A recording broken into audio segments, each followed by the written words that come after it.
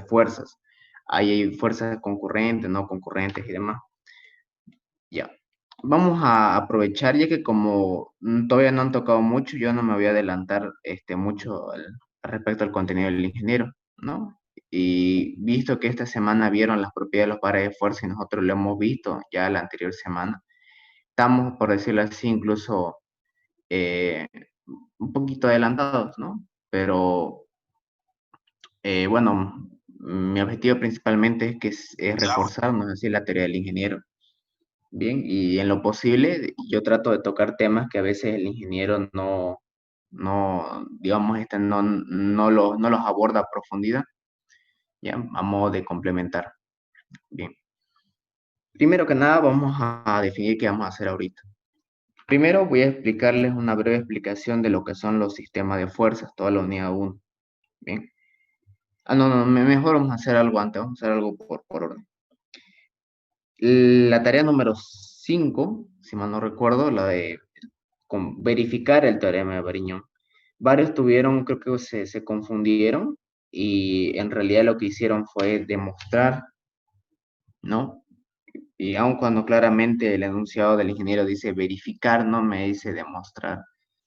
Ya, vamos a ver cómo se resuelve, cómo era, digamos, verificar, era algo bien sencillo. Ya. A partir de ahí vamos a empezar ya el tema, a un breve vistazo, ¿no? La parte teórica de lo que es el sistema de fuerza. Con el ingeniero ya lo vieron bien a profundidad esas propiedades, ¿no? Bueno, lo que serían los temas que se van a tocar.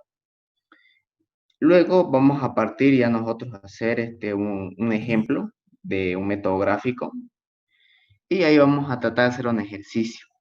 ¿Bien? Y en lo posible, digamos, si es que sobra el tiempo, hasta las 3 nomás va a ser la oscilatura. Y si sobra tiempo, vamos a darle introducción ya a la solución por el método analítico. Tiene una demostración que a veces el ingeniero pregunta, que es la de mostrar las fórmulas para el método analítico. Bien, ya.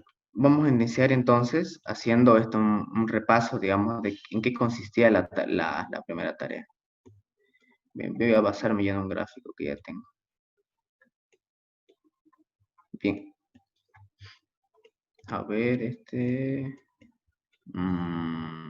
este de aquí. Ya.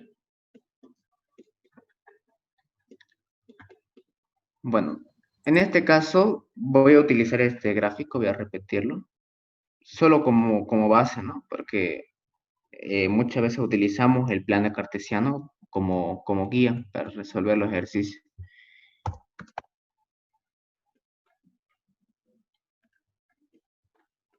Bien.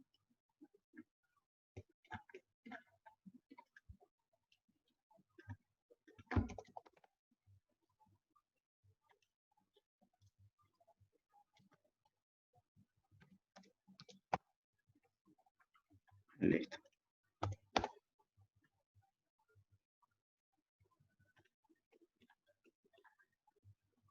Bien, este espacio aquí va a ser el nuestro, ¿no? De este semestre. Ya.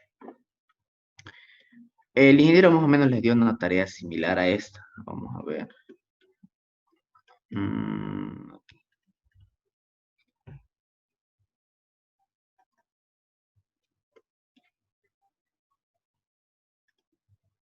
Voy a utilizar este, este,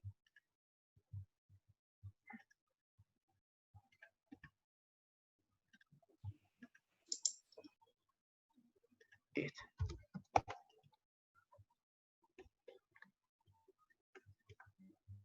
Bien. Ya, nos dio un ejercicio P sub 1 y un ejercicio P sub 2, ¿no es así? Y obviamente a continuación de esto uno encontraba la resultante, ¿no? Por el primer principio de la estática.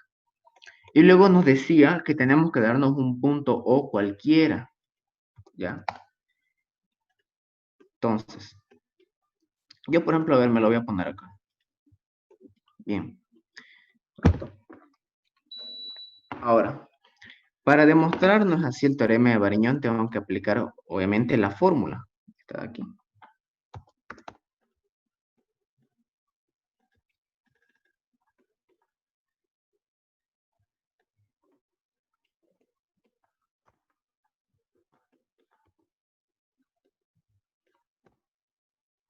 esa de ahí, ¿no? Repetimos, perdón. Lo que dice el enunciado es, el momento de la resultante respecto a un punto coplanar o sea, en el mismo plano, es igual a la suma algebraica del momento de las componentes. En este caso, las componentes serían P sub 1 y P sub 2, ¿no es así? Las que me originaron a mi resultante. Bien. Entonces, yo el primero la ecuación, lo que tengo que hacer siempre es desarrollarla. Es decir, tengo que identificar para cuántas fuerzas yo voy a trabajar. En este caso, sería el momento para P sub 1, perdón, P sub 1 más el momento para la fuerza P sub 2.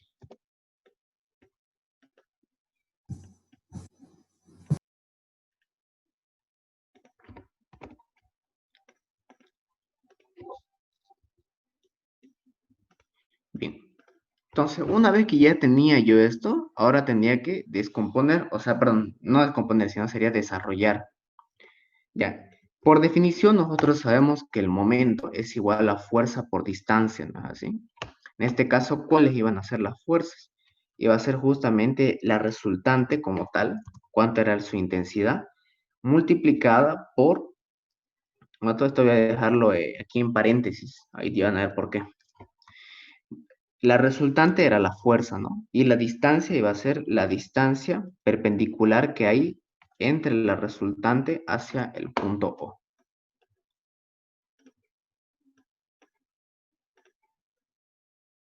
Perdón. Así mejor. Bien. Ahora, lo mismo teníamos que hacer para las otras fuerzas. Solo que aquí identifico, esta es P sub 1, cuánto era su intensidad. Si se dan cuenta, aquí no le estoy colocando, no es así, el indicador que tiene una flechita arriba, porque eso significa ya algo vectorial. Aquí estamos trabajando netamente con propiedades escalares. Ya, este sería P sub 2.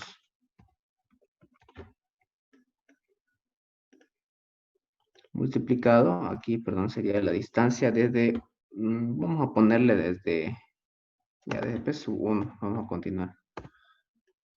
Ahí. Algunos directamente le colocan la distancia 2. Y bueno, también es válido, ¿no? Nada más nos sirve ese subíndice para indicar respecto a qué fuerza. Bien. Ahora, ¿por qué le coloqué paréntesis? Es justamente porque, como todo momento, tengo que indicar algo muy importante, el cual es el sentido. ¿Así? Algunos compañeros igual me escribieron al privado y tuvieron un poco de dificultad con el tema de los sentidos, ¿no? Yo les comentaba en la anterior clase cuando demostramos las propiedades de los pares de fuerza, de que el sentido se asume positivo en sentido horario, ¿así? Es decir, el sentido en el que giran el reloj o las manecillas del reloj. Para ello igual hay el ingeniero igual se daba cuenta, bueno, el ingeniero utilizaba un ejemplo, pero era para demostrar cuál es el sentido del momento. Porque, mientras espacio aquí, porque en realidad el momento sí tiene sentido, pero su sentido está ya fuera del plano. Es decir, si yo dibujo aquí un plano, vamos a ponerle un plano alfa, digamos. Los que llevaron geometría descriptiva con el ingeniero Canela, me gusta continuar con su forma de anotar, ¿no? Así, de distinguir los elementos en el espacio. Voy a llamarle esto un plano alfa, ¿no? Porque el arquitecto le daba nombres de letras griegas a los planos. Yo tengo entonces un plano alfa. En este plano está ocurriendo un momento, ya sea porque tengo aquí un punto O, digamos. Aquí tengo una fuerza, perdón, horrible esa fuerza. Aquí tengo una fuerza P.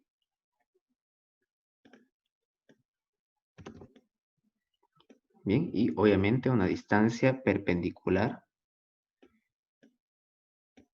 ahí. Obviamente esto me va a girar un momento, ¿no es así? En este caso va a ser un momento, si yo lo estoy viendo desde el plano, imagínense que yo lo había visto en planta. yo voy a ver aquí un momento en sentido horario, ¿no es así? Algo así va a girar. ¿No es así? Esa es una forma. Igual la anterior clase demostramos de que el efecto igual de los pares de fuerza es igual al de un momento, ¿no es así? Igual, bueno, en este caso se tendría que ser este el sentido para que igual me genere un momento horario, si lo veo en planta, ¿no? Ahí. D, y obviamente esto tendría que valer P, P, y esa distancia de aquí también vale D.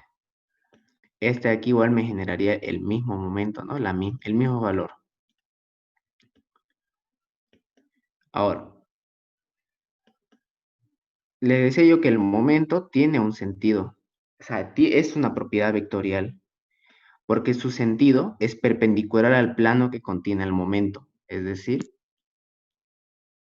¿dónde va a venir dónde va a venir su sentido? Ya, aquí uno puede tener dos sentidos del momento. Puede venir así, perpendicular al plano, o puede venir hacia abajo, ¿no ve? ¿Cómo yo me doy cuenta de ello? Utilizo lo que se llama la regla del tirabuzón, que le llama el ingeniero, o similar, él decía como si estuvieran sacando un pernito.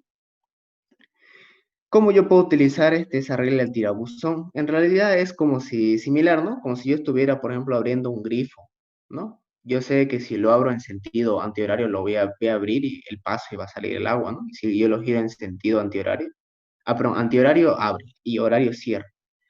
Ahora, una forma igual en la que uno se puede dar cuenta rápido de ello es utilizando la regla de la mano derecha. Los que están ahorita en física 3 seguramente lo van a ver, pero cuando lleven el tema de campos magnéticos. ¿Cómo hago eso? Digamos que yo tengo aquí mi mano, ya van a disculpar, voy a dibujar una mano. Ya. Bueno, pero el concepto está ahí, ¿no? Ya, imagínense que yo tengo mi mano derecha, ¿no? En este caso aquí estaría la palma, ¿no? A ver, algo así. ¿No es así? Estoy, digamos, con mi mano derecha.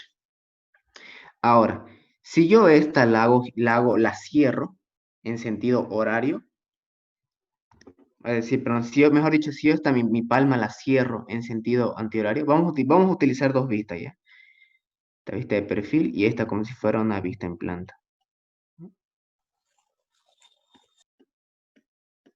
¿no? O sea, esta parte de aquí sería como el pulgar y esta aquí donde concluyen los dedos. Si yo esta lo voy a hacer girar en sentido antihorario,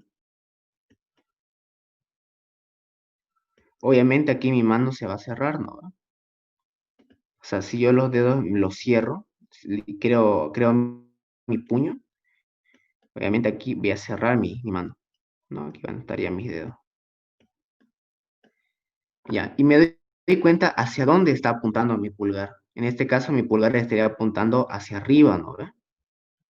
Es decir, si yo girara en sentido antihorario, el sentido del momento como vector estaría un plano perpendicular hacia arriba. ¿Y qué pasaría si yo lo cerrara en el otro lado? Entonces, para ello, obviamente, yo tendría que, Platón, si yo quisiera cerrarlo de esa manera, entonces, obviamente, yo tendría que hacer esto. Yo tendría que tener mi mano en el otro sentido, ¿no? ¿Ve? Es decir, mi misma mano derecha, pero ahora lo estoy volcando, ¿no? En este caso ya no se ve aquí la palma, ¿no? Yo lo miro esto en planta, es como si tuviera algo así nomás, ¿no? Obviamente aquí el meñique. Ya. Ahora, si yo lo cierro en sentido horario, obviamente voy a cerrarla mi mano y el pulgar me va a quedar apuntando hacia abajo. ¿Nada así? Esa es igual la regla de la mano derecha.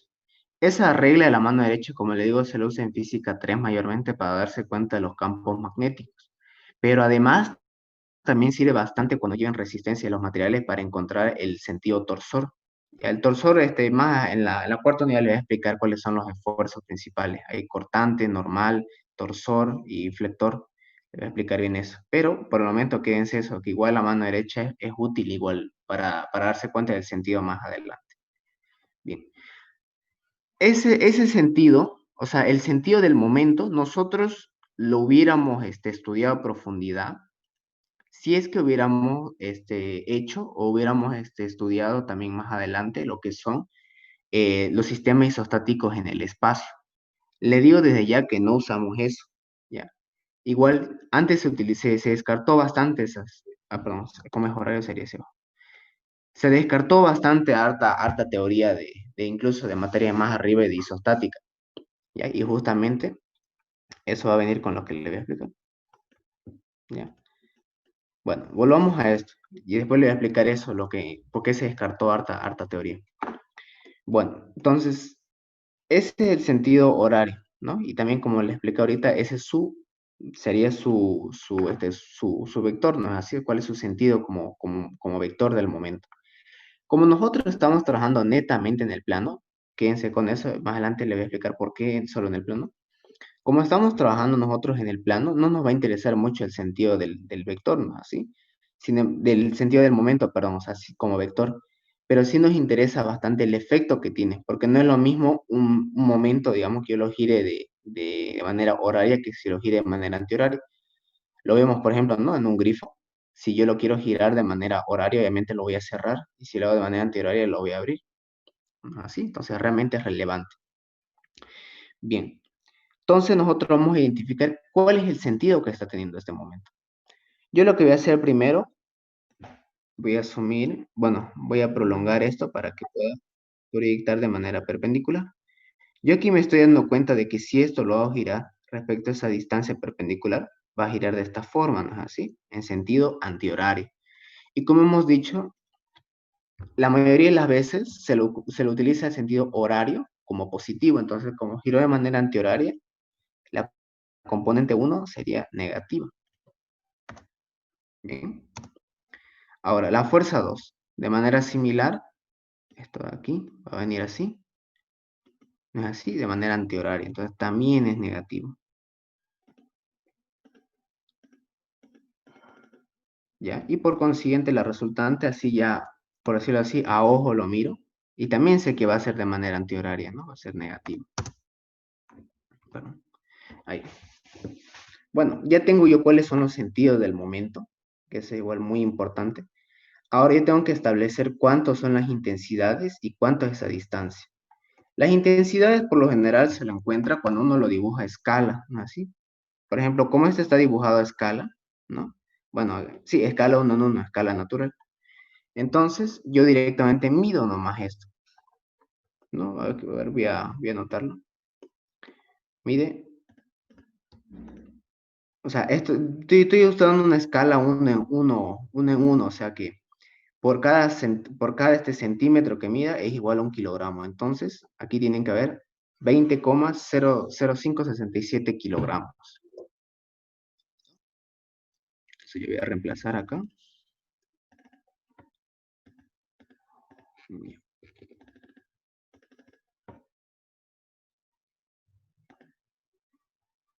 Un rato. Ya. Aquí.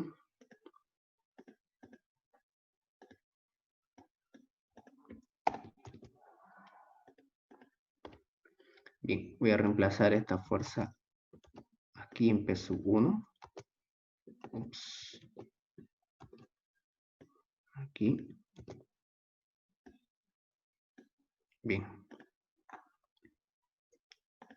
Tengo entonces cuánto vale peso 1, ¿no? Vamos a ver cuánto vale peso 2, vale 25,1894. Bien.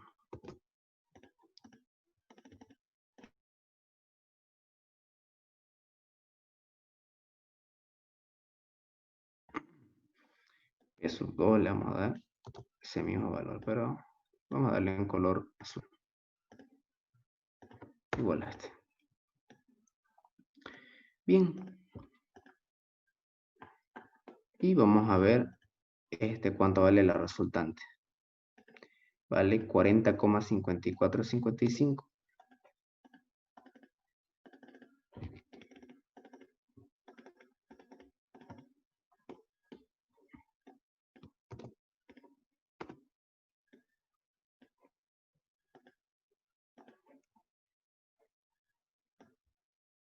Ya. Bien, tenemos entonces cuántas son las intensidades de las fuerzas. Ahora vamos a hallar cuál es la distancia perpendicular. Bien, verán que en algunos casos ya tenemos la distancia perpendicular, ¿no? Si nosotros lo midiéramos esto con regla, tendríamos que utilizar aquí nuestra escuadra, ¿no? Por ejemplo, aquí, perdón, sería más o menos esta regla. La regla no es así, la escuadra está de aquí. Tendríamos que usarla. Como nosotros estamos en la computadora, entonces aprovecho, ¿no? Así que el AutoCAD de por sí tiene una herramienta que me ayuda a encontrarlo de manera perpendicular. Yo nomás creo una recta.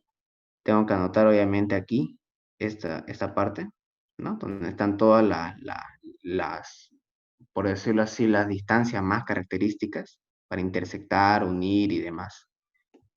Ya, entonces yo esto me acerco y vamos a ver, esto aquí me está diciendo que es paralelo, aquí. Cuando sale este pequeño símbolo significa que es perpendicular. Bien, entonces ya tengo yo mi primera distancia. Un rato, voy a modificar algo.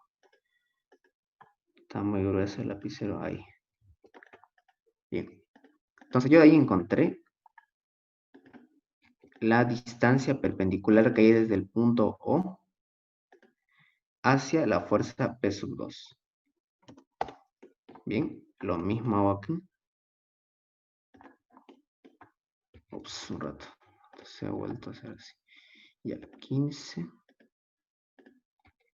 Ya. Entonces, uno con una recta de manera perpendicular ahora a la resultante. Ahí está. Bien. Pero ¿qué es lo que pasa? Hay algunos casos donde no llega de manera perpendicular. O sea, si se dan cuenta esta fuerza P sub 1, incluso dibujándolo, digamos así, de manera a pulso, tendría que prolongarse hasta acá, ¿no es así? Para encontrar su distancia perpendicular. Para ello yo voy a aprovecharme de su recta de acción, que recordemos, la recta de acción no es más que una recta imaginaria que me describe justamente la dirección de una fuerza. Esa recta, si yo la prolongo, se extiende hasta el infinito. Esa es la llamada recta de acción. Y si recordamos el teorema de la transmisibilidad, me dice que yo puedo trasladarla libremente por su recta de acción sin que el efecto sobre el sistema se modifique. ¿Así? Pero nosotros no vamos a trasladar esta fuerza P sub 1 y luego vamos a volverla a ponerla en el punto A para hacer la resultante, ¿no? Simplemente vamos a guiarnos de eso, de que si yo prolongo esta fuerza, voy a obtener lo que sería su recta de acción. Y con la recta de acción yo puedo encontrar justamente la distancia perpendicular. ¿Es así? Entonces, yo voy a prolongar aquí como, bueno, este es el AutoCAD, es más sencillo, voy a crear una copia. Voy a copiar esa distancia. Así. Te lo voy a poner de color, digamos, a ver, rosado, ¿no? El color de para describir la recta de acción ahí. Ya, vamos a hacer la escala 0.5. No. 0.2 ahí. Bien. Esa es la recta de acción de la fuerza P sub 1. Ahora sí, ya puedo encontrar desde el punto O hasta ahí. Uy, perdón. Hasta ahí. No, para que no sea muy largo lo voy a cortar acá.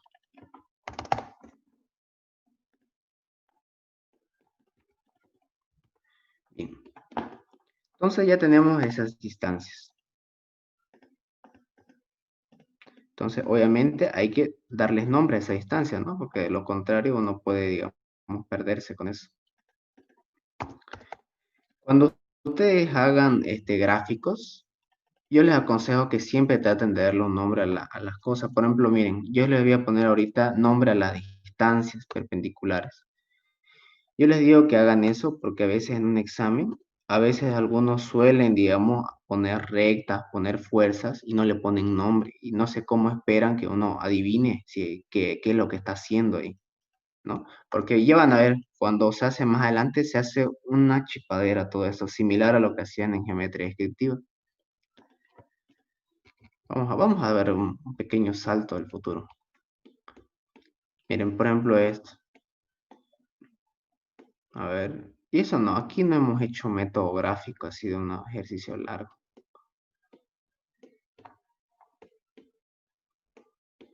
O sea, a ver, por ejemplo, a ver. Este, digamos, no está tanto. Bueno, nosotros lo que hemos hecho, miren, lo hemos partido, digamos, hemos hecho paso uno, paso 2. Y este aquí está resuelto por partes, un método gráfico. A veces algunos, todo esto lo ponen en un mismo gráfico y como les digo, se hace una chipadera y parece lámina de geometría descriptiva, ¿no? Y en esos casos ahí yo les aconsejo que le den nombre a las rectas, a las fuerzas y demás, porque como les digo, cuando se hace todo una enredadera, es difícil uno corregir e identificarse qué es lo que hizo, ¿no? Y obviamente, por ejemplo, le pueden poner mal aún cuando estaba bien, ¿no? Cosas así. Bien. Ahora esta es la fuerza P sub 2 un rato. P sub 2 era ahí. Me equivoqué. Ahí. Bien. Esta es la distancia perpendicular de la fuerza P sub 2 al punto O. Y ya nomás nos queda el de la resultante. Me dice que me quedan unos 8 minutos para acabar. Y esta de aquí sería la distancia de la resultante. Bien. Ahora vamos a medir la distancia. Bueno, primero del punto 1. La distancia del punto 1 me sale aquí que es 15,9743. Está aquí 15,9743. Entonces, 15,9743. Bien. Bueno, aquí está bien esto. Ahí. Bien. Esa es la distancia de P sub. Ah, no, esta era de P sub 2, ¿no? Ah, no, no, está bien, está bien. Esta es la primera, era 15,9743. Bien. La distancia de P sub 2, esta de aquí es 32,0676. 32,0676. 32,0676. Tal vez algunos, mientras aprovecho, mientras mido, algunos se preguntan de con cuántos decimales vamos a trabajar. Respecto a eso, yo les aconsejo que trabajen con 3 o 4, ya que en toda la materia hacemos, digamos, y no se molesten, lo sencillo, digamos, porque cuando ya lleguen materias de más arriba, la parte isostática es, digamos, hacerlo en 2 patadas. Tenés que hacerlo en menos de 3 minutos, porque ya lo otro, lo que es el análisis, los diagramas, eso sí ya se tarda uno. Hay exámenes que duran hasta 4 horas, porque es lo más largo. Ya, entonces, ahorita como estamos solo viendo la parte isostática, no vamos a dar el lujo de hacer con 4 decimales, si están trabajando en computadora, ¿no? Pues si miren, si lo hacen obviamente a mano, es casi imposible medir con 4 decimales. Incluso les voy a contar una anécdota. El ingeniero una vez estaba corrigiendo las tareas y hubo uno y él nos dijo que lo hagamos a mano, a modo de practicar. Y hubo uno que le presentó la tarea con 4 decimales. Ahí, digamos, el ingeniero ya se dio cuenta que copió. Porque uno, es físicamente imposible para una persona medir con regla y que tengas 4 dígitos de precisión, ¿no? A lo mucho uno puede tener hasta 3, digamos, si tenés un buen ojo, ¿no? Y eso que en realidad no es exacto, ¿no? Porque vos haces como un estimado más o menos. Cosas así, digamos. ¿Listo? Ya. La distancia es 27,8245. 27,8245. Ah, igual otro con el tema de las unidades, ¿no? Seguramente cuando habrán visto en materias de física más que todo, seguramente les habrán fregado con el tema de las unidades, ¿no? Le dicen, aquí por ejemplo tendría que poner 40 como tantos kilogramos. Aquí tendría que ponerle, si yo estoy trabajando en escala 1 a 1, digamos, o sea, por cada metro y 1 kilogramo, tendría que decir en metros, ¿no? y el momento aquí sería kilogramo por metro. Kilogramo fuerza, ojo, ¿no? Cuando nosotros ya vemos esto, nosotros, van a ver, miren, cuando uno haga estos cálculos, van a ver que se hacen bien largo las ecuaciones. No, vamos a ver, no complicado. Bueno, digamos, algo así, ¿no? Bueno, esto no está tan complicado. Pero cuando uno haga sus ecuaciones, bueno, está aquí. Uno, digamos, no le coloca las unidades. A lo último recién le coloca, ¿no? Obviamente indicando si estoy hallando una fuerza, entonces obviamente unidades de fuerza. Si estoy hallando yo distancia, obviamente unidades de distancia. Cuando nosotros hagamos los cálculos, no le colocamos las unidades del procedimiento, o sea, mientras estamos realizando esto, sino a lo último en el resultado y recién le colocamos. Es verdad que algunos seguían con las unidades para saber si están haciendo bien o mal, ¿no es así? Porque obviamente, si yo hago, por ejemplo, con propiedades y quiero hallar una fuerza, no me tiene que salir en metros, ¿no es así? Ni en segundos, sino obviamente unidad de fuerza. Cosas así. ¿Ya? Pero como los cálculos no son tan complicados, entonces nosotros no vamos a ir colocando que kilogramo, metro, sino ya recién a lo último en el resultado. ¿Listo? Bueno, vamos a resolver entonces esto. Vamos a calcular, a ver.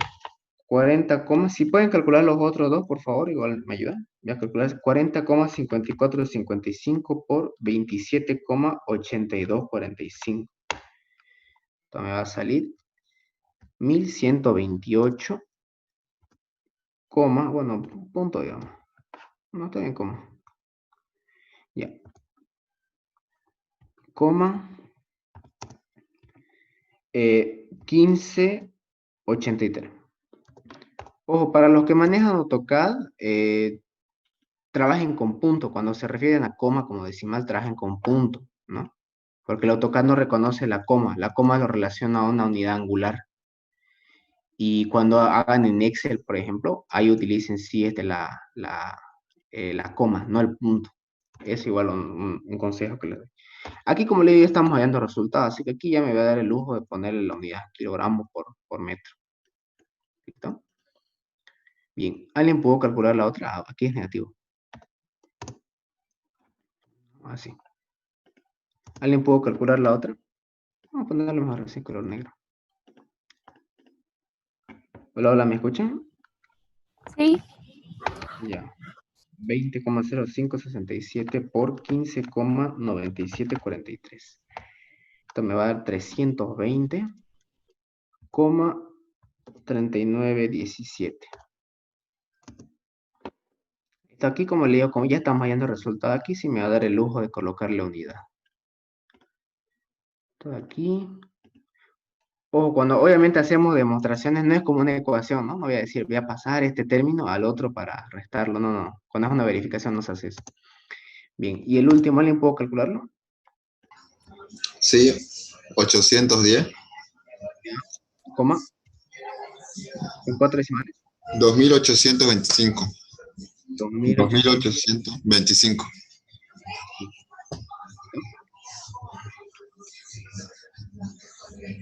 Ya, nuestro color azul y ya. Bueno, ahora nosotros en este lado, en el lado derecho vamos a sumar.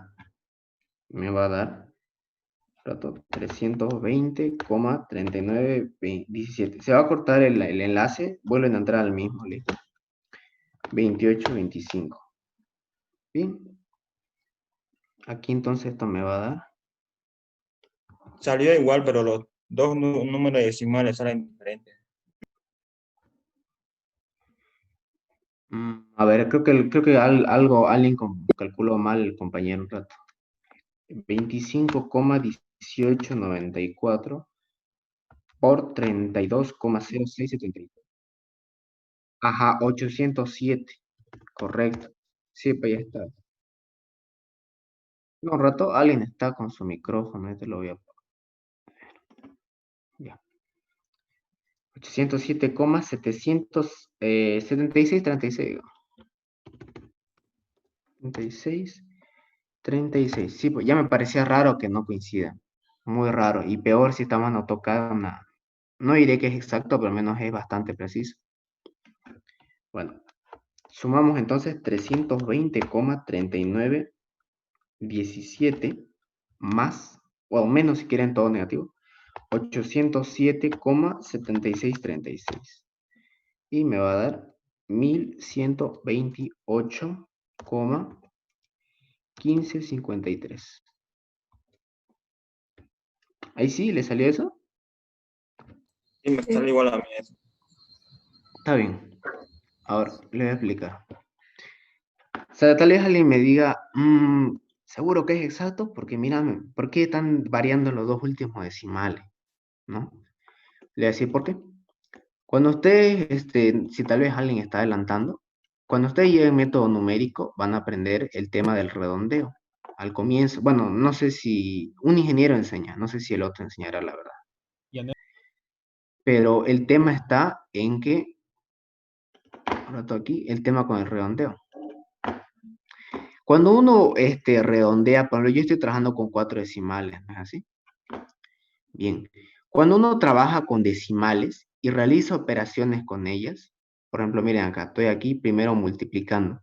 En sí, cuando hay una multiplicación con decimales, ya está incrementando bastante el error, ¿no? El error que vamos a ir acarreando. Y aquí si se dan cuenta hemos hecho 3 operaciones. Primero, multiplicamos con decimales. De por sí ya ha habido un error ahí. Aquí ya hubo un error y todavía lo hemos sumado. Bueno, o restado también, ¿no? Como los dos son negativos, como una suma. Y efectivamente, aquí hemos hecho 3 operaciones y aquí solo una. Entonces, yo voy a asumir de que este es más exacto, ¿no? ¿Y por qué no salieron exactos? Pues obviamente porque no hemos trabajado con todos los decimales. Caso contrario que si hubiéramos trabajado con todos los decimales, ahí sí hubiera funcionado, ¿no? Pero por ello incluso van a ver por qué yo trabajo con 4 decimales. Cuando ustedes vean materias más arriba, van a ver de que sí o sí se trabaja con hasta aquí nomás, hasta el segundo decimal trabaja, porque si no se hacen muy complejos los cálculos, ¿no? Bueno, no complejos, sino tediosos. ¿Ya? Y por lo menos yo al trabajar con 4 decimales, por más de que haga hartas operaciones, van a ver de que nunca va a afectarme a esta unidad, ¿ya? En todos los ejercicios que yo he hecho con 4 decimales, casi nunca me llegó a afectar aquí a la unidad entera. Siempre hasta lo mucho hasta acá, digamos, si yo he hecho unas 15 operaciones, hasta aquí me ha afectado ya. Pero van a ver, digamos, que cuando trabajamos con más decimales es en teoría más exacto, ¿no? En este caso, tenemos la certeza de que Tiene la U. hasta, tenemos la certeza de que hasta aquí va a ser exacto. ¿Listo? Bien, entonces esa era la tarea de verificar el teorema de Variñón. No era demostrar, como les digo, varios tuvieron ese problema. De todas formas, les digo, lo voy a aceptar, digamos, lo que han hecho demostración, está bien, digamos, lo voy a aceptar.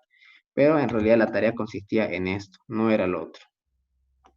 ¿Listo? Esa era la tarea. Disculpa, ¿Sí? entonces hicimos con la fórmula de la superficie, ¿está mal? Ah, hay otra. Ah, por eso le digo, o sea, algunos han hecho esto. Sí. Prácticamente han hecho esto. Como les digo, en realidad eso no era. La tarea era verificar o comprobar, demostrar. Si le hubiera pedido al ingeniero demostrar, entonces esto era la tarea. Pero como les pedía verificar, era simplemente ustedes tenían que darse valores. Hubo un compañero que me sorprendió porque él quería hacerlo de manera analítica, ¿no? Y se estaba complicando hartísimo, hartísimo. Y yo le dije, el ingeniero ahí no especifica si es gráfico o analítico, así que yo te aconsejo que lo hagas por gráfico, porque como ves, no es complicado. Y él ahí me pregunta, ¿no? Si es posible hacerlo de manera analítica. Y yo le digo, sí. Ya le voy a dar así como así, digamos, a grosso modo, qué es lo que se tendría que hacer. Ya, primero, para resolver de manera analítica, yo tendría que crearme cuál es la ecuación, o sea, cuál es la función. Esta aquí es una función, ¿es así? Va a ser un f de x. La función f de x o la función lineal que justamente me represente lo que sería, perdón, lo que sería la pendiente más, obviamente, esa constante de separación. ¿No es así? Esta sería b, obviamente, y tenemos que hallar cuál es la pendiente que hay aquí. ¿No es así?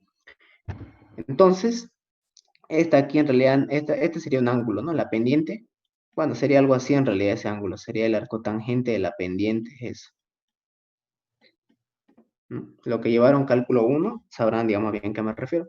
Para ello, yo tuviera que utilizar aquí, tendría que saber cuál es la coordenada de ese punto, cuál es la coordenada de este punto, ¿no? Yo puedo utilizar dos ecuaciones. Puedo utilizar la ecuación, ¿no? Esta famosa, la ecuación de dos puntos, y menos y1, y2 menos y1, igual a x menos x1, x2 menos x1, ¿no? Ahí yo despejo y me va a quedar cuál es la función de esa recta. O igual hay otra fórmula, que es, eso lo ven en álgebra 2, los que ya llevaron con el ingeniero Elio Romero especialmente les explica. Para encontrar una ecuación de una recta, ahí se puede hacer por los dos puntos, se puede hacer por punto pendiente, y hay harta fórmula. Pero hay una muy interesante que es la ecuación simétrica, ¿ya? La ecuación simétrica me dice es el vector, si mal no recuerdo era x menos la coordenada x del punto de paso. Voy a ponerle aquí vamos a ponerle a ver, un a, digamos. O sea, el punto de paso, sus coordenadas son a, b. Y uno que es el vector dirección. El vector dirección, por lo general, es una letra u. A veces le ponen coordenadas u y b,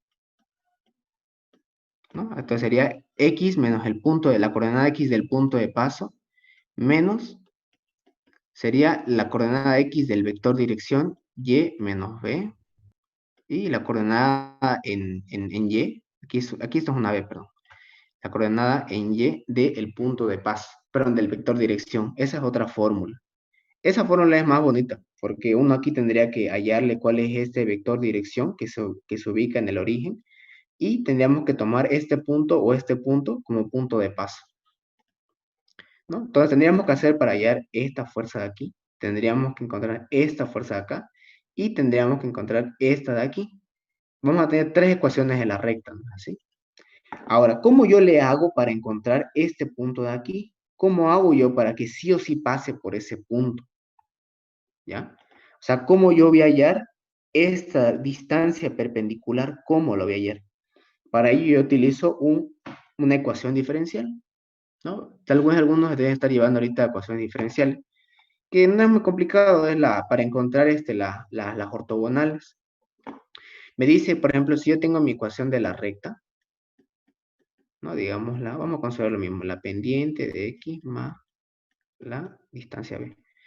Yo esto tengo que derivar, ¿no? Así, derivo de cálculo 1, no pasa nada.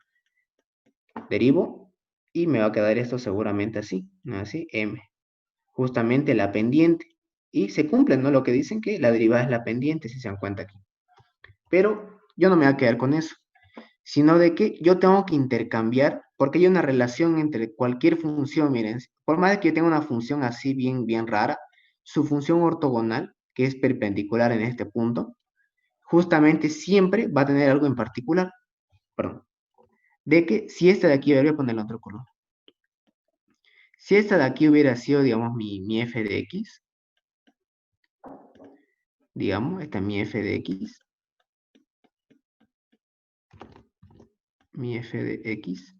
y esta de aquí, mi función g de x es la perpendicular, o es la ortogonal, mejor dicho, a la función f de x, tienen una relación, el cual es que la derivada, vamos a ponerla así, la derivada de la función f de x, ¿ya? Tiene que ser esta de aquí. La relación que tienen es que la derivada de f de x y la derivada de g de x tienen una equivalencia, que sería menos 1 sobre g de x. Tienen esa gran ayuda. Yo, basado en esto, entonces voy a reemplazar aquí en esta y', me va a quedar seguramente 1 menos y' igual a m. Yo esto despejo, perdón, voy a poner aquí abajo. Yo esto despejo y', ¿y cómo me va a quedar? Seguramente esto me va a quedar 1 sobre la pendiente. Ahora, yo sé de que esa y', ¿no es así? ¿A qué es igual? Es igual a decir de y de x, ¿no? esa de X va a pasar a este lado. Y yo voy a integrar. Así. Como ven, no es muy complicado las ortogonales, es bien sencillo. Lo integro y ¿qué voy a tener de ahí? Voy a tener entonces de que la función perpendicular a la recta es igual a 1 por X. X sobre M más una constante de integración. Esta de aquí no es como tal una función, sino es una familia de funciones que son las perpendiculares, porque todas estas, ¿qué son? Todas estas son rectas que van de esta forma. Van de manera perpendicular a justamente la recta que yo quiero encontrarle, ¿no es así, la ortogonal? Son todas estas, son infinitas funciones.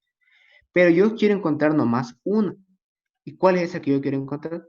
Justamente la que pasa por el punto O, ¿no es así? Y, por ejemplo, en este caso voy a trabajar con la resultante. Digamos que la ecuación que estamos haciendo, esta de aquí,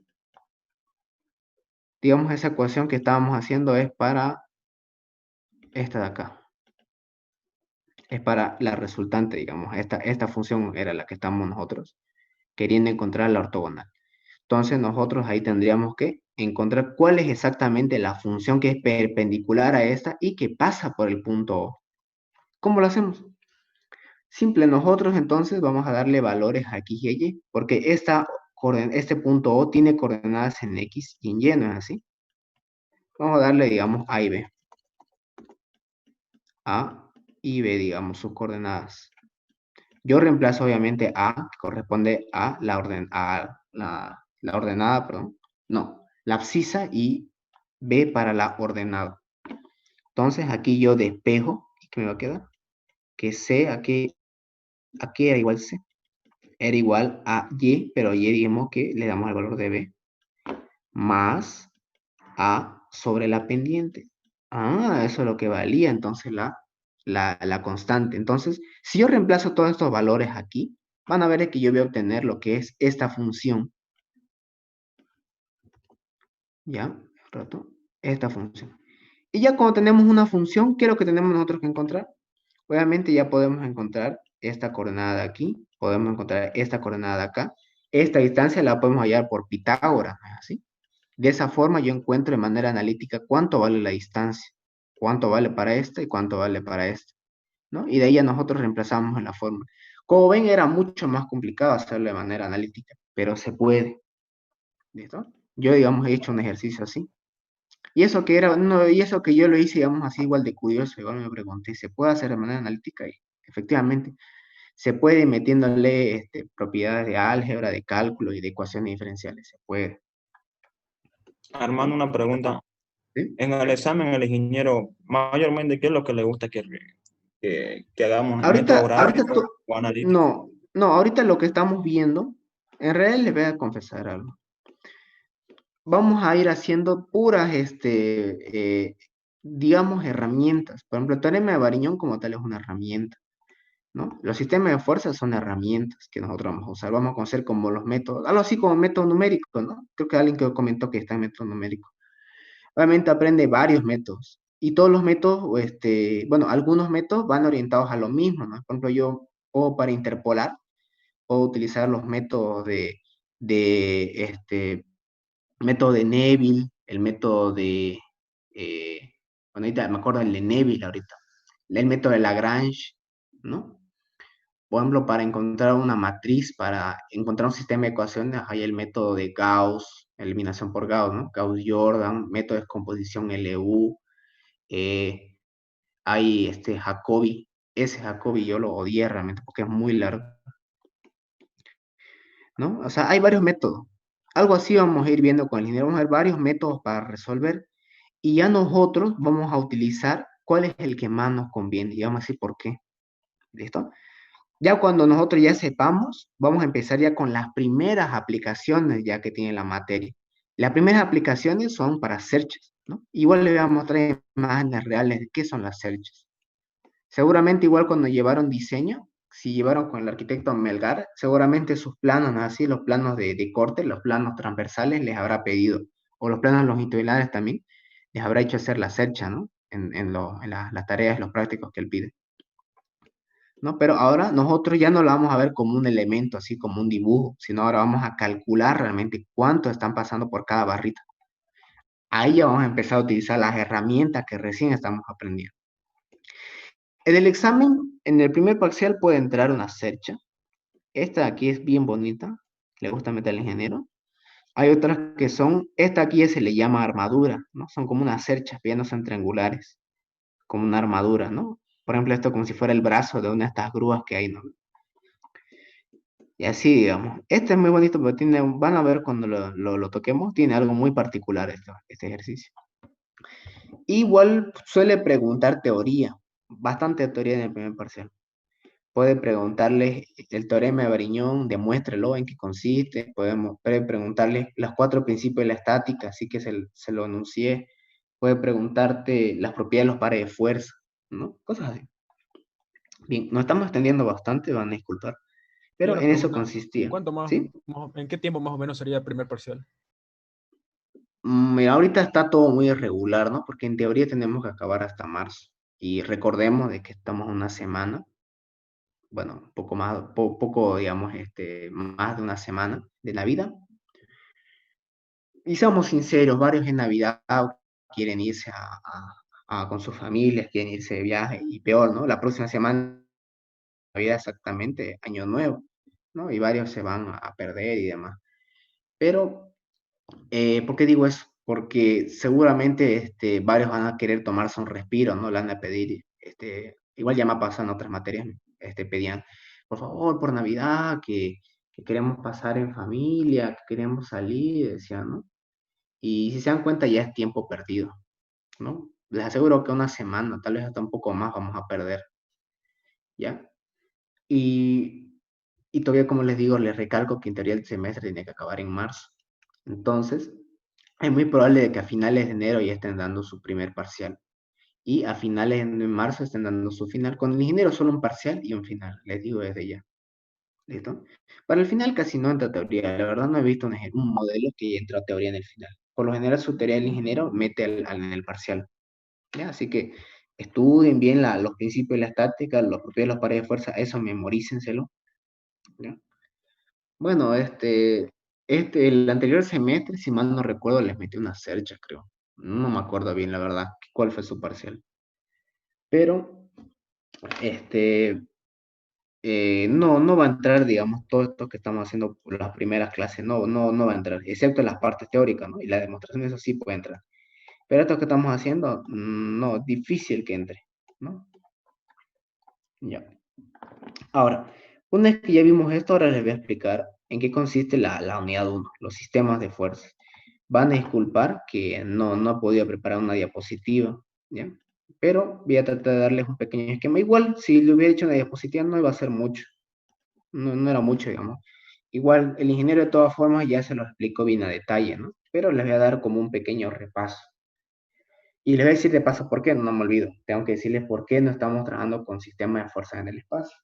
Y por qué, digamos, no estamos ahorita estudiando lo que son los sentidos del momento y demás. Ya. Perdón. Ya. Los sistemas de fuerzas consisten justamente en eso, ¿no? Varias fuerzas que en su conjunto tienen un efecto en particular en un sistema. Por ejemplo, yo tengo, no es así, volvemos a la teoría del cuerpo rígido e indeformable, ¿no? Perdón, se ha hecho aquí muy grueso esto. Ya, algo así. Cuerpo rígido e indeformable. Ouch. Perdón, lo borré. Ya. Ya, tenemos entonces el cuerpo rígido e indeformable, ¿no? A vamos a asumir de que pasan n fuerzas. Pueden haber fuerzas, por ejemplo, como estas dos últimas que voy a dibujar, que sean paralelas entre sí, ¿no? Que sea esta, por ejemplo, una P sub 1 y P sub 2. Estamos viendo que estas son paralelas y tienen un efecto en particular cuando hay fuerzas que son paralelas. Si solo hubiera esta que voy a llamar una fuerza P sub 3 y una fuerza P sub 4, tienen un punto en común donde se interceptan, ¿no? Y por ahí sabemos qué pasa la resultante, en el principio de la estática. Aquí tenemos otra fuerza, P sub 5. Pero si se dan cuenta, todos en su conjunto, ¿ya? No tienen un punto o no tienen un lugar donde se intercepten todos. ¿No es así?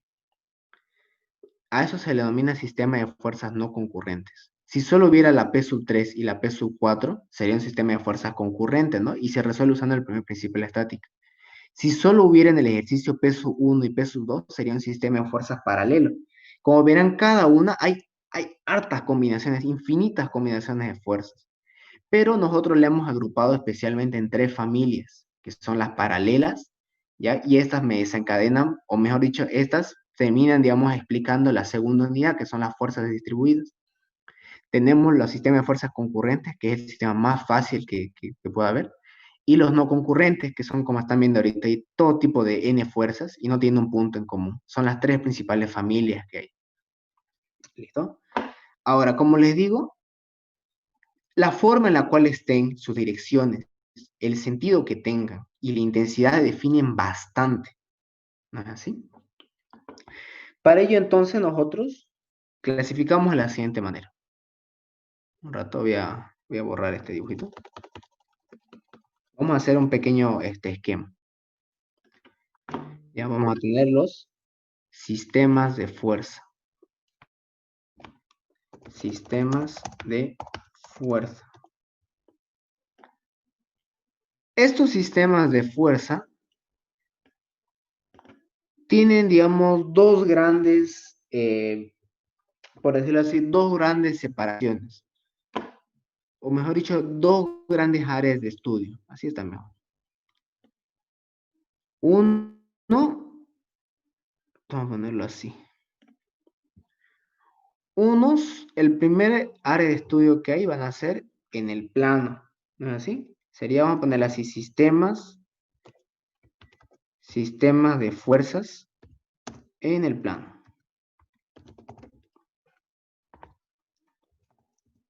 Como saben, un plano tiene dos dimensiones, ¿no? Así, por ejemplo, la pantalla de su celular, la pantalla de su teléfono, es un plano, ¿no es así?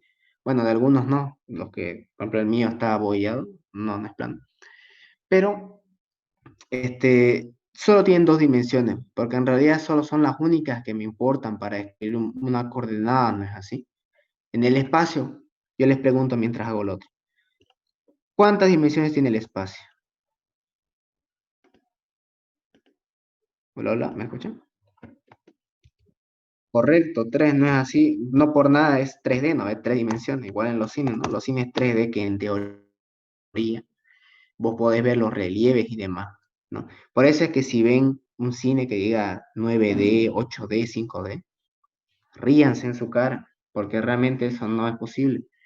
Y eso que algunos debaten cuál debería ser la cuarta dimensión, algunos la consideran que es el tiempo, ¿no? Y la quinta, el espacio-tiempo, la relación que hay. Y demás, hay hasta 11 dimensiones, si mal no recuerdo. ¿Ya? Voy a poner aquí en el plano, en el espacio. Si mal no recuerdo, hay 11 dimensiones que son en la mecánica cuántica. Ya. Uy, perdón. Pucha, se borró. Ya. Entonces, ¿qué nos facilita eso? ¿O qué, digamos, ventajas y desventajas habría de trabajar un sistema en el otro? Ya, ahora sí. ¿Qué ventajas habría? En el plano dijimos que solo hay dos dimensiones, ¿no? Así, la dimensión X o Y, si quieren verlo así. Le decía, ¿no? Su pantalla de la computadora o del celular es un plano, ¿ya? Pero no es como, no es, digamos, nosotros como tal no vivimos en un sistema, no, nosotros no vivimos, no es así, en un sistema de dos dimensiones, sino un sistema de tres, en el cual existen sistemas, o mejor dicho, existen cuerpos en dos dimensiones. En realidad no existe para nosotros un cuerpo como tal, dos dimensiones, ¿no? Todo tiene su espesor. No existe, digamos, nosotros como tal. Pero nosotros lo que apreciamos es un plano, ¿no es así? En teoría, si no tuviera espesor y ni relieve, sería un plano. De hecho, hay una historia muy bonita también, le voy a contar. Hay un cuento, no me acuerdo bien si era un cuento o era un libro, se llamaba Flatland, que significa tierra plana.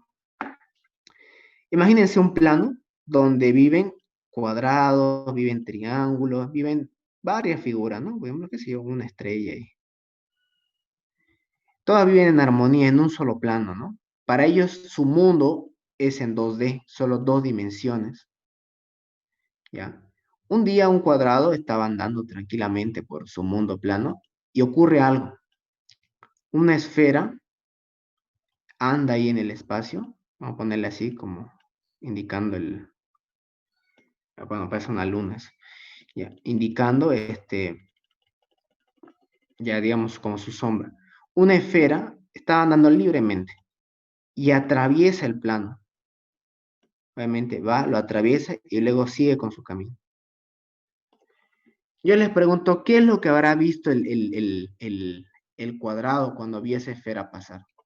Seguramente habrá visto un punto que luego se hizo más grande, luego se hizo más grande y luego se hizo más grande a medida que lo iba atravesando el plano y luego nuevamente se hacía más pequeño, más pequeño, más pequeño, otra vez un punto y desapareció. ¿No es así?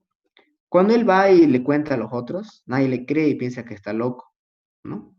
Porque él, como un ser bidimensional, no tiene la capacidad de entender un sistema o una dimensión que está por encima de él, ¿no? De la misma manera que nosotros no tenemos la habilidad, ya que estamos limitados en esta tercera dimensión, no tenemos nosotros la habilidad para comprender un sistema en 4, 5, 6 dimensiones, ¿ya? Esa es una historia bien bonita, y la verdad es que, como les digo, si pueden pillarle esa historia, búsquenla, digamos, es bien bonita. Ya. Pero, ¿por qué digo eso? Como se dan cuenta, un sistema un sistema que se encuentra en una dimensión que cada vez es más grande, se vuelve cada vez más y más complejo. De por sí, para nosotros, los que llevaron, o los que están, digamos, llevando cálculo 2 o los que ya pasaron, recuerdan, ¿no es así? De que nosotros ya empezamos a trabajar en 3 dimensiones, ¿no? El eje, bueno, depende aquí, depende del ingeniero con el que lleve, le ponen los nombres.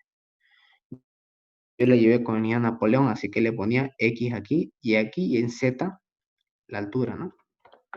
Si se dan cuenta ya empieza a complicarse, ¿no es así? Y, las integrales con coordenadas polares, esas son horribles, ¿no? Como ven, con un sistema es en una dimensión superior, se vuelve mucho más complejo el cálculo. Y les digo, cuando nosotros calculemos, digamos, de aquí a pónganle unos 2,5 a 3 años, cuando lleguen materias de arriba, van a ver que trabajan en el plano. Y alguien tal vez seguro tendrá la curiosidad, ¿por qué no trabajamos en el espacio? Si en teoría nosotros estamos haciendo edificios en tercera dimensión, ¿no es así? Correcto. Pero, ¿qué es lo que ocurre? Cuando uno trabaja en el espacio se vuelve más complejo, porque ya no hay los grados de libertad. No sé si se acuerdan, igual le hablé al comienzo, le dije, la cuarta unidad vamos a ver los grados de libertad y demás. Le digo ya desde ya que en el espacio hay más grados de libertad y por ende tenemos que ponerle más restricciones, tenemos que hacer más cálculos, ¿ya? Entonces uno dirá, entonces, ¿por qué hacemos en el plano si en teoría los cálculos son en el espacio?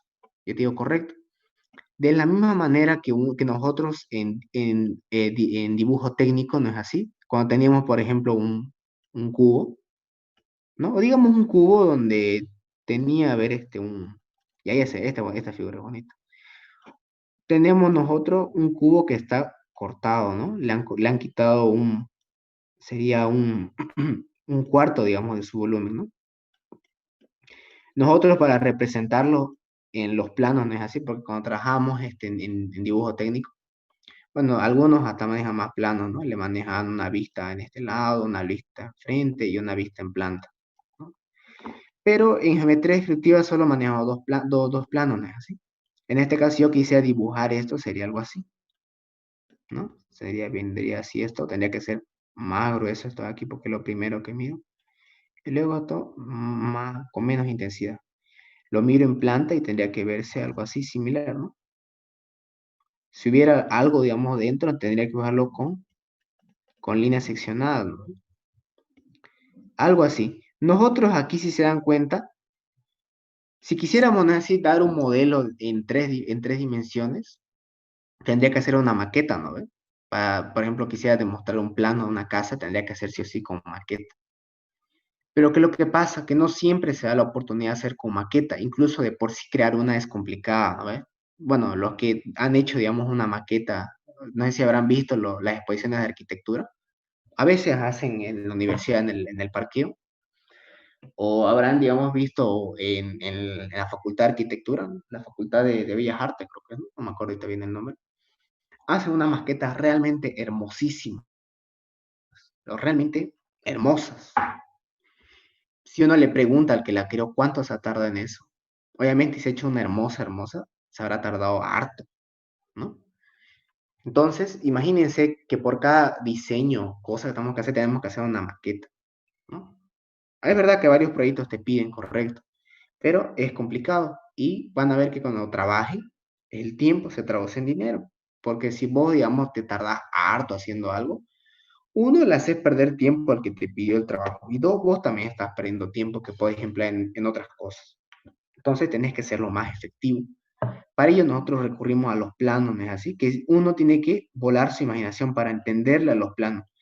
No sé si, como le digo, los que llevaron a meter escritura con el arquitecto Canela, él mismo le dice, mi materia en sí no es para que se la sepan de memoria, porque dice, como tal, ustedes no van a hacer esto cuando salgan profesionales. Mi objetivo es abrirle la mente, destaparle su imaginación. Y yo la verdad cuando la escuché, yo igual antes creía que esa materia estaba por demás, pero cuando la llevé la materia, no les voy a mentir, yo me enamoré de esa materia, me gustaba harto, porque realmente me destapó la imaginación, ¿ya? Algo así, por eso está esa materia, uno tiene que tener imaginación para ver planos y en su mente interceptar, perdón, y crear la figura en 3 dimensiones, esto de aquí, ¿no? ¿Por qué digo todo esto? Porque de la misma manera nosotros hacemos los cálculos, ¿ya? Para una cara y luego la otra. Y luego ya nosotros ya recién vamos relacionándolo. Si uno quisiera calcular, por ejemplo, imagínense un edificio, ¿no? Las vigas, todo eso. Dios mío, es un trabajo de no acabar, realmente es un trabajo muy largo. Y el ingeniero, pregúntenle cómo se calculaba antes y él les va a comentar. Le dicen que antes realmente era complicado, matrices de 30 por 30, 45 por 45. Teníamos que calcular momentos flectores, o sea, realmente era complicadísimo. Y si ven el libro El Ingeniero, ¿no? Ahí van a ver realmente es complicado porque el libro te habla de los sistemas del espacio, te lo enseña. Pero ¿por qué quedó ese método obsoleto? Porque actualmente quien realmente hace los cálculos, todo esto en el espacio, quien se encarga de unir todo esto, es los programas de cálculo, ¿no? El CIPECAD, SAP 2000, el robot y demás. Entonces uno dirá, ¿por qué estudiamos ingeniería si ahora una computadora, digamos, un programa te lo hace ya todo? El programa en sí es como una inteligencia bruta, porque él te hace lo que vos le quieras, digamos. Yo, si quieren, puedo hacer una barbaridad y decir, voy a hacer un edificio donde las 5 primeras plantas estén con una columna bien delgadita. Y en la última planta se me ocurre hacerle digamos, una piscina que tenga aquí una gran terraza, pero enorme. Imagínense esto, un voladizo aquí de 5 metros, ¿no? Imaginémonos. O sea, una barbaridad imaginándolo, ¿no? Y uno, de por sí ya con la noción que tiene, dice, mucha, qué miedo me da, digamos, estar debajo de eso, ¿no? Y el programa te lo calcula, te lo hace, te dice cuánto tenés que dimensionar y demás. Pero obviamente el programa no tiene la noción para saber si está bien o no. Por eso ahí es donde entra el ingeniero, porque realmente es el que dice y lo mira y dice, esto está mal por tal norma, tal cosa, tal propiedad, tal teoría, no se hace esto. Eso va a tener fallas, va a tener problemas. Ahí es donde nosotros entramos. Toda la carrera en sí van a ver de que les va a ir dando toda esa noción de cálculo, ya sea que salgan por carretera, hidráulica, incluso van a abrir otras 3 más, ¿no? Dirección de Obras Civiles, fundaciones y geodesia, creo que se llama fotogrametría y creo que se llama geodesia y fundaciones, ¿no? Esas materias, como tal, como les digo, ustedes no van a estar así calculando a mano. Y peor, no sé si habrán visto imágenes de cómo se hacían los cálculos antes, los arquitectos. Dios mío, realmente da hasta cosa, digamos, verlos trabajar, porque un errorcito y se le fregaba todo el dibujo, ¿no? Y son hermosísimos dibujos. Entonces, por eso nosotros trabajamos en el plano, ¿ya? Principalmente porque nosotros vamos a conocer las nociones que se aplican en el espacio, ¿ya? Pero de un punto de vista mucho más teórico y comprensivo, porque si nosotros estuviéramos haciendo en el espacio, créanme que vamos a complicarnos por demás, ¿no? Tenemos que ser lo más efectivos posibles. Bien. Eso es por qué, digamos, se calcula en el plano. Ahora, le dije yo de que los sistemas de fuerza en el plano tienen tres familias igual estas, tres familias principales, que son los sistemas de fuerza concurrentes, ponerlo aquí, concurrentes, los sistemas de fuerzas no concurrentes y los sistemas de fuerzas paralelos. En realidad los paralelos no son, digamos, concurrentes. Bueno, al menos así lo toman, pero en realidad ya van a ver por qué, digamos, es un caso bien particular. No sé si habrán visto o les habrán comentado, ¿no? Cuando les decían de que dos rectas se interceptan o no. Y te decían, no, en teoría sí, en el infinito se interceptan, ¿no? Entonces uno dice, entonces, ¿son concurrentes o no son concurrentes? Y demás, y demás.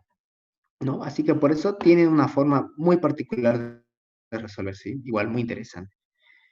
Ya. Entre estos tres también tienen otras tres subdivisiones,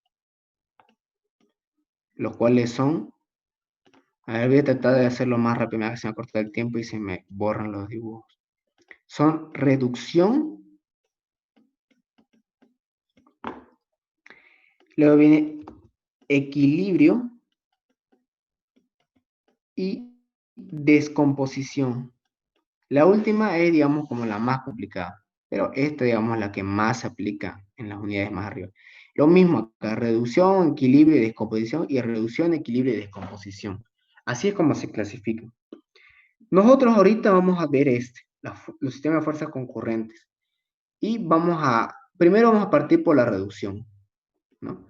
Y de por sí, en cada uno de estos tiene método gráfico y método analítico. O sea, como le digo, es nomás larguito. Y en teoría en todos esos subtemas, no como tal, no lo usamos como un ejercicio, ¿no? Digamos, yo no veo un edificio y digo, quiero que me calcule los sistemas de fuerza no concurrentes. Le digo eso y se van a reír en mi cara, ¿no? Entonces, ¿por qué hacemos esto? Justamente porque todo esto son herramientas. Si yo las entiendo, estas herramientas, es como por decirlo así, miren, somos un mecánico, nos están dando una caja de herramientas, ¿no? ¿Y qué es lo que pasa? En tres casos, digamos. Yo, digamos, aprendo bien las herramientas, me las sé hasta su historia, quién lo creó, cómo se utilizan, cómo mejorarlas, ¿no? Pero si yo no sé cómo puedo aplicarla y soy un mecánico, entonces, pues estoy, digamos, perdiendo mi tiempo, ¿no? O sea, no sé, digamos, es que he aprendido algo, pero no sé cómo usarlo. El otro caso, miren, soy un mecánico, pero no sé usar mis herramientas, quiero reparar motores, quiero inventar, bueno, más cosas, ¿no? N cosas, pero no sé usar las herramientas. Entonces, búchame, es como que yo quisiera ser un jugador y no tengo piernas, ¿no? Y el tercer caso, ¿no? O sea, aprendí la caso de un mecánico. Entonces, lo que nosotros tenemos que hacer es como ese tercer caso, ese mecánico, que sabe usar las herramientas, sabe cómo trabaja y sabe cómo aplicarlo, ¿no? Ahorita nosotros estamos viendo todas las herramientas, toda la materia de ISO 1, ISO 2 y parte de mecánica de los materiales es pura teoría, son herramientas. Cuando ustedes estén llevando edificio, matricial, ahí ya recién están aplicando todo lo que aprendieron. Hormigón armado es una mezcla de todo, miren. Hormigón armado tenés que saber física, tenés que saber álgebra, tenés que saber cálculo, tenés que saber estática 1 y 2, tenés que saber resistencia de los materiales, tenés que saber hiperestática, tenés que saber matricial,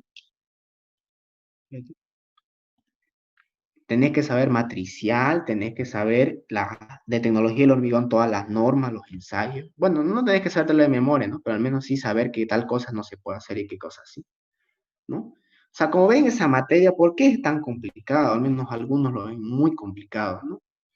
Es porque pasaron materias de abajo, pasándolas por pasar. Por eso es que hay gente que la repite hasta 5 o 7 veces hormigón armado, ¿no? Y hay otros que la pasan a la primera. Justamente porque esa materia es como un compendio de todo, donde ya vas a aplicar todo lo que has aprendido. Si has aprendido bien física, has aprendido bien isostática, has aprendido bien resistencia de los materiales, has aprendido bien la tecnología del hormigón, los ensayos, has aprendido bien matricial, y matricial para eso tenés que saber todos los métodos algebraicos, ¿no? O sea, tenés que saber bien álgebra. Álgebra 2 en particular. Y tenés que saber hiperestática, ¿no? Que en sí hiperestática, para saber eso, tenés que saber bien res y isostática. Toda una escalera, ¿no? Para si yo quiero irme al piso de arriba, no me puedo ir directo, ¿no? De un salto, tengo que pasar por las escaleras, ¿no? Y si estas las paso así raspando, tropezándome, es pues complicado que llegue hasta arriba, ¿no? Así que por eso tienen que darle mucha importancia a las materias de abajo. Bien, entonces esas son, digamos, todas las herramientas. Ahorita estamos viendo puras herramientas que vamos a utilizarlas recién en materias de arriba. Bien. Bueno, ahora, ya hemos aprendido, bueno, no hemos aprendido, pero ya nos hemos ubicado cuáles son las clasificaciones. Entonces nosotros vamos a ir por eso. Sistemas de fuerzas en el plano, sistemas de fuerzas concurrentes, ya, ahorita les voy a explicar por qué son concurrentes. Vamos a iniciar por la primera, la más fácil, reducción, y vamos a empezar por el método gráfico. Si nos da el tiempo, a ver, ya, bueno, no creo que dé el tiempo. Les iba a dar como ya las pautas, y creo que todavía el ingeniero no entró, ¿no? Sistema de fuerzas por el método analítico. Creo que recién les va a tocar la siguiente semana. Ahí les voy a demostrar las fórmulas y vamos a empezar ya a hacer ejercicios. ¿Listo? Ya, vamos a ver esto, miren. Voy a aprovecharme de esta hojita. Esta hojita que hay acá. Les hago una pregunta, digamos, antes de que iniciemos y no tengamos tropiezos. ¿Saben ustedes bien el tema de las escalas? ¿No tienen problema en eso? Así, digamos, siendo sinceros, alguien, digamos, ahorita que está acá, ¿tiene, digamos, problema con las escalas? No hay problema, lo podemos ahorita solucionar eso. Yo tengo problemas con las escalas. Ya, está bien. Vamos a ver entonces así. Aquí tengo una explicación.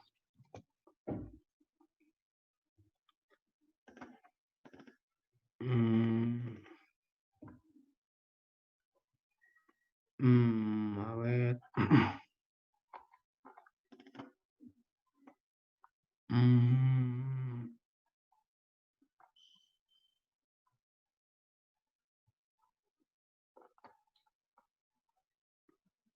Este de aquí. Bueno, otro complementarias escalas. Bueno, no está en diapositiva, está en PDF, no importa. Ya. Bueno, la escala en sí, ¿qué es lo que es? No es más que una herramienta, ya que me relaciona la distancia real con la distancia proyectada, ¿no ve? Por ejemplo, miren. Si yo quisiera dibujar una casa, bueno, mejor dicho, empecé por algo más fácil. Perdón, vamos a dibujarlo a ver cómo hacen no sé si habrán visto esos planos arquitectónicos en Estados Unidos. Algo así, ¿no? Todo a rayas el cuadro. ¿No? Imagínense, yo tengo un plano, ¿no? Imagínense como esos planos que hacen, ¿no? Los inventores, planos de color azul y con líneas blancas. Ya, imagínense, yo voy a diseñar algo. Yo voy a diseñar un lápiz. ¿Ya? Algo, digamos, que yo, digamos, lo veo y digo, es complicadito, pero menos no es tanto, ¿no? Voy a diseñar un lápiz. Un lápiz, a ver, digamos, un lápiz démosle, a ver, 17 centímetros, a ver. ¿No? Yo puedo dibujarlo en esto. Seguramente, si están en celular, obviamente no es en tamaño real, ¿no? Lo deben ver ustedes como uno de esos lapicitos pequeños que vienen de regalo, ¿no? Pero los que están en computadora, seguramente por el tamaño de la pantalla deben ver como algo que se asemeja al tamaño real de un lápiz o un lapicero, ¿no? Y de ahí, digamos, uno le da los detalles y demás. Pero quiero quedarme con algo. Que la medida que yo estoy colocando aquí, la medida que yo estoy colocando aquí, voy a darle a ver esto como si fuera una distancia L, digamos. Un lápiz que mida L, digamos, su longitud. ¿Ya? Y esta, digamos, que vale en 10 centímetros. Bueno, 17 centímetros dijimos, perdón. Entonces, en mi plano, seguramente el dibujo también va a medir 17 centímetros, ¿no? Porque es una escala real. Esto entonces, cuando es una escala real, o sea, no estoy yo deformando nada, no le estoy haciendo más pequeño, más grande, ¿no? Entonces, a eso se le denomina escala real y se lo denota por lo general como escala 1 en 1. ¿No ven? ¿Qué significa en realidad esto? Un rato, vamos a ver. Ahí está. Aquí, digamos como una aplicación, esto.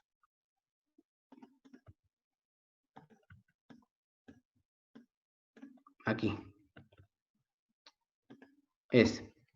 Ya. ¿Qué significa en realidad esos dos puntitos que se le ponen?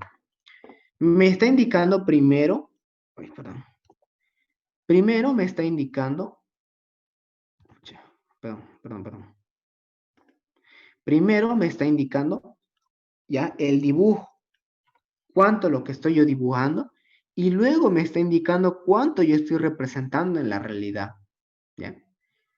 Por ejemplo, volvamos al dibujo. Es una escala 1 en 1, porque digamos, por cada centímetro de que yo dibujo acá, ¿cuántos centímetros van a ver aquí? También 1 centímetro, ¿no? Entonces, por ende, si yo en mi dibujo 17 centímetros la longitud del lápiz, entonces, ¿cuánto va a valer ese lápiz en la vida real? 17 centímetros, ¿no es así? Ahora, ¿qué es lo que pasa cuando empiezo yo a hacer con magnitudes más grandes? Por ejemplo, ahorita estamos con un lápiz, ¿no? Pero ¿qué pasa si yo quiero ahora representar una casa? ¿Ya? O un auto, digamos. Voy a diseñar mi autito. ¿Ya? Digamos ahí. No, muy feo atrás. Digamos aquí, va a venir así. No, disculparía mi auto.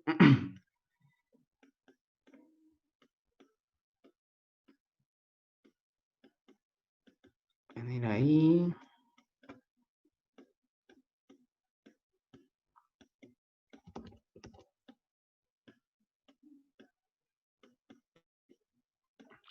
Ahí le voy a tener ahí su...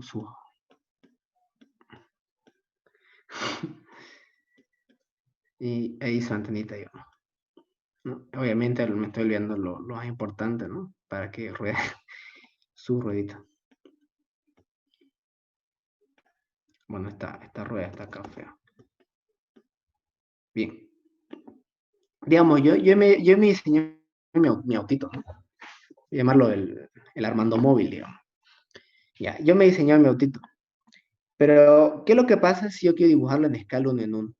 Obviamente un auto, digamos, si lo miden, digamos, ahorita con reglas, su pantalla seguramente les va a dar 17, ¿no? 16 centímetros. Obviamente yo no me puedo meter ahí, ¿no? Un autito prácticamente de juguete, ¿no? No es como, me recuerda al de la cumbancha, ¿no? Un juguete y le decía, suba. Obviamente yo no me puedo subir a eso, ni mucho menos conducirlo, por más de que esté ahí con su mecanismo y funcione, ¿no? No puedo yo conducir eso. Obviamente tendría que ser algo que sea más de tamaño como una persona, ¿no? Si, digamos, yo mido unos 72, entonces, obviamente tiene que ser un auto que sea, entonces, bastante grandecito, ¿no? Para que sea cómodo, ¿no?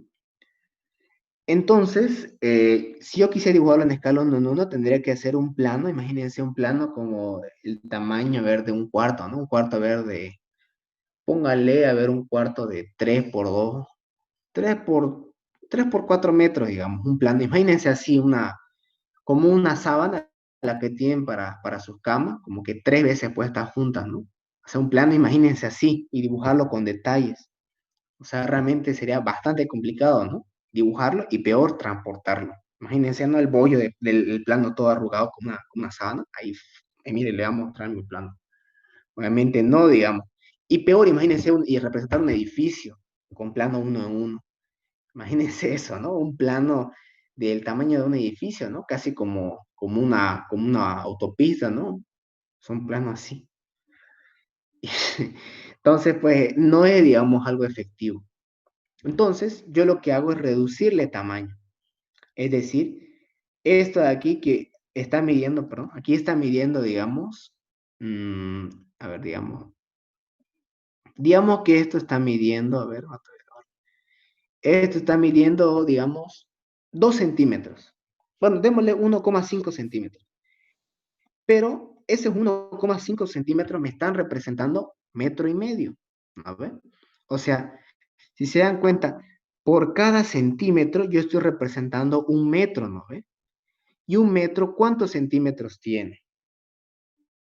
100 centímetros, ¿no es así? No por nada es centímetros, 100. Entonces, ya estoy indicando yo que por cada centímetro van a haber 100 centímetros representados en el dibujo. ¿No es así? Estos 100 centímetros es igual como decir 1 metro, ¿no? Por eso este de aquí sería un autoescala, uno en 100, aunque en realidad tendría que ser más pequeño mi dibujito, ¿no? Cosas así. Este auto en realidad tendría que ser una escala más uno en 10, diría yo, ¿no? Digamos, para que se adecue al dibujito que tengo ahorita, ¿no? O sea, ya digamos, por cada centímetro están habiendo 10 centímetros. Entonces, si esto aquí mide 10 centímetros, entonces es como si yo estuviera representando 1 metro, ¿no? Cosas así. Bien, esa es la escala se llama la escala de reducción. ¿Listo? Hay 3 tipos, mira. Está la escala natural, la escala de ampliación. Esta en realidad nosotros no lo tocamos. Y la escala de reducción, que es el que usamos, ¿no? Para, por ejemplo, el autito. O si quieren verlo así, igual, si quieren hacer un edificio, obviamente entonces tendríamos que hacer una escala más grande, ¿no? Así a modo de curiosidad, digamos, ¿cuándo se aplicaría una escala de reducción? Perdón, de ampliación. No sé si alguien, digamos, tiene la curiosidad. Igual lo que llevaron, digamos, dibujo técnico, algunos habrán, digamos, les habrán hecho hacer tal vez algunos. Especialmente, digamos, los que son docentes de ingeniería electromecánica o de industrial, les gusta hacer escalas de ampliación. Por ejemplo, miren, si yo tengo una pieza industrial, no sé si alguno de los presentes usará lentes, no lo sé. Pero si alguna vez han usado lentes o han visto a alguien que ha usado lentes, bueno, solo si están todo el tiempo con esa persona, ¿no? O si son de las personas que usan lentes, habrán tenido tal vez en algún momento de su vida un problemita con los pernitos, ¿no? Así. Los lentes como tal vez son unos lentes así bien fachero. Los lentes como tal tienen aquí, obviamente, aquí tienen un pernito, ¿no? Para que gire esto, obviamente, ¿no? Bueno, esos son de los clásicos, ¿no? Hay otros que aquí se parta la mitad y demás. Pero aquí tiene un pernito, ¿no? Y créanme, digamos que el momento que pierdan ese pernito es casi como encontrar una aguja en un pajar. O sea, es realmente bien difícil. Una vez yo de dañino, igual con los lentes de mi madre, se lo saqué su pernito para arreglarlo y al final se me cayó. Y toda la tarde estuve buscándoselo en su cuarto. Que realmente es muy pequeñito esa cosa, ¿no? Entonces, miren, si yo quisiera representar eso en un plano, imagínense, yo voy a mandarlo a una empresa, ¿no? Perdón, yo voy a mandar a una empresa, digamos, que fabrica partes, piezas, digamos, metálicas. Yo no le voy a dar un plano que diga, ¿no? Ahí está, digamos, el pernito, mide tanto, mide tanto. No le voy a dar eso, ¿no? Se me va a reír. Obviamente voy a tener que hacer de que el dibujo sea más grande, ¿no? Indicando, ahí está, digamos, este es el perno. Tiene tales características, mide tanto por tanto, ¿no? Está, digamos, esto es aquí, digamos, ¿no? Ahí, ahora sí, nos entendemos mejor. Ahí entonces yo tengo que ampliarlo. Es decir, tengo que hacer que el dibujo sea más grande de lo que es en realidad. Entonces ahí ya va a cambiar. Entonces, como si yo dijera, por cada, digamos, 10 centímetros que yo dibujo, en realidad estoy representando 1 centímetro nomás. Entonces, si yo sé esa relación, cuando yo haga un dibujo, digamos, que esto mida, digamos, qué sé yo, digamos, en mi dibujo, 10 centímetros, entonces en realidad estoy representando 1 centímetro en realidad. Pero como esas piezas son milimétricas, ahí ya son más grandes, ¿no? La escala, ahí ya se invierte la cosa. Ese, digamos, como ejemplo, ¿ya? La forma tradicional de nombrarlas son de esta forma, ¿no ves? Lo utilizamos para los dibujos. Los que llevaron en dibujo y diseño técnico habrán manejado harto eso, ¿no? Esa es la forma en la que se denomina la escala, la que se denota. Pero existe algo que se llama el factor escala. el factor escala no es más que una constante. Por ejemplo, miren, si yo quiero dibujar, imagínense, yo quiero dibujar, digamos, 10 centímetros. Quiero representarlo en escala 1 en 100. ¿Cómo yo puedo representar? Si yo soy, digamos así, bien vivo, digo, no, escala 1 en 100. Si yo sé que en un centímetro van a haber 10, perdón, si yo sé, perdón, que en realidad tengo que dibujar 10 centímetros, y esto es una escala 1 en 100, entonces tengo que hacer 0,1 centímetro para representar eso. ¿No ve? Así, digamos, pero son unidades, no son tan complicadas, son unidades enteras. Pero ¿qué es lo que pasa si me piden que represente 13,56 centímetros en escala 1 en 100? Hecho, uno dice, no, ya, ahí ya no puedo ya hacerlo a ojo, como quien dice. Entonces, ahí yo recurro al factor escala. ¿Y cómo es el factor escala? Simplemente es como si esto yo le colocara una línea aquí y dijera 1 dividido entre 100. Entonces, yo esto lo voy a multiplicar por 1 dividido entre 100. ¿Así? Bueno, digamos que son metros, ¿ya? Para no confundir mucho, para que no salga muy decimal esto. Ya, uno dice, 13,56. Bueno, perdón, aquí sería más pequeño esto, perdón. Vamos a hacer que sea, aquí llamémosle un 4, 413,56 centímetros, ¿ya? Centímetros, no metros. Si fuera metro, tendríamos que transformar a centímetro, ¿no?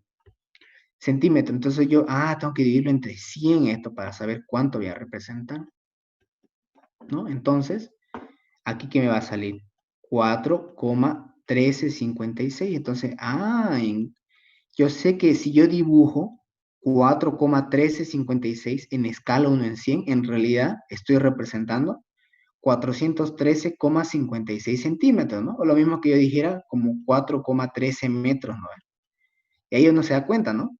Si yo sé que metros, ¿no? Quiero representarlo en centímetros, esta escala 1 en 100, y un metro representa 100 centímetros, o sea, pero un centímetro representa un metro. Entonces, ahora sí ya tiene más sentido, ¿no? Ese es el factor escala. Pero con el ingeniero ocurre algo muy interesante.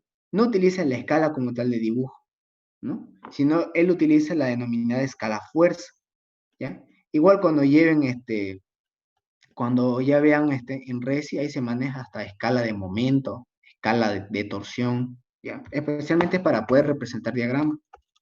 ¿Listo? Pero le voy a presentar qué es lo que consiste la escala fuerza. La escala fuerza me dice la relación que hay, cuánto de fuerza va a haber en cuántos centímetros. O sea, esta es la escala convencional para el dibujo, correcto. Pero lo que utiliza el ingeniero son los factores escala, es esto lo que él utiliza. Pero no es el factor escala de dibujo, es el factor escala de fuerza. ¿Y cómo es el factor escala de fuerza? ¿Cuál es, digamos, la fórmula? Esta le voy a mostrar. Él utiliza esto. Dice, yo voy a representar 100 kilogramos en 1 centímetro. Entonces, mi escala va a ser 100 kilogramos por cada centímetro. Ese es mi factor escala. Entonces, si yo tengo, qué sé yo, 57 kilogramos y quiero representarlo en una escala fuerza, tengo que multiplicar esta fuerza de aquí por el factor escala, ¿no ve? Perdón, no, tengo que dividirla, perdón, ahí me estoy chipando. Tengo que primero dividirlo. O sea, si yo tengo, ¿y cómo me estoy dando cuenta, no? Si yo lo hubiera multiplicado, me hubiera quedado kilogramo al cuadrado sobre centímetro, no tiene sentido eso. Si yo quiero graficar esto en un dibujo, primero tengo que dividirlo en el factor escala, es decir, voy a dividirlo por 100 kilogramos por cada centímetro. Y aquí esto me va a dar 0,57 centímetros, ¿no? Me estoy dando cuenta por la unidad. Y si yo en mi dibujo, ya dibujé una recta y justo midió esto, ¿cómo puedo llevarla yo a una fuerza? Ahora, ahí sí tengo que multiplicarla, porque entre centímetro con centímetro se va y me queda kilogramo. ¿Ya? Esa es la diferencia. Uno es la escala de dibujo, no se chipen con eso, la escala de dibujo. Y otra es la escala de fuerza, que es la que se utiliza para realizar los paralelogramos de fuerza, que es lo que es una herramienta muy útil para hacer método gráfico. ¿Ya? ¿Les quedó claro? ¿Alguien tiene alguna duda? con el tema de las escalas. Igual, de todas formas, vamos a hacer ahorita un ejemplo bien sencillito. ¿Listo? ¿Alguien tiene alguna duda? Disculpen de eso. Bueno, entonces voy a asumir de que no. Ya, pasemos entonces a esto. Ups, perdón.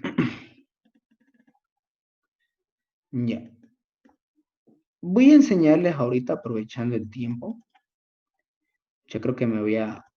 espero que no se molesten, que les quite unos 15 minutos hasta las 3:15, porque les voy a mostrar algo muy útil que seguramente el ingeniero cuando les pida en clase ya van a saber cómo hacer. Ya. Bueno, para cuando nosotros tenemos, o mejor dicho, ya aprendimos el tema de las escalas, ¿no? Ahora voy a enseñarle qué es un sistema de fuerza concurrente, pero no es complicado, digamos, o sea, solo tiene una condición, si quieren verlo así, para que sea fuerte.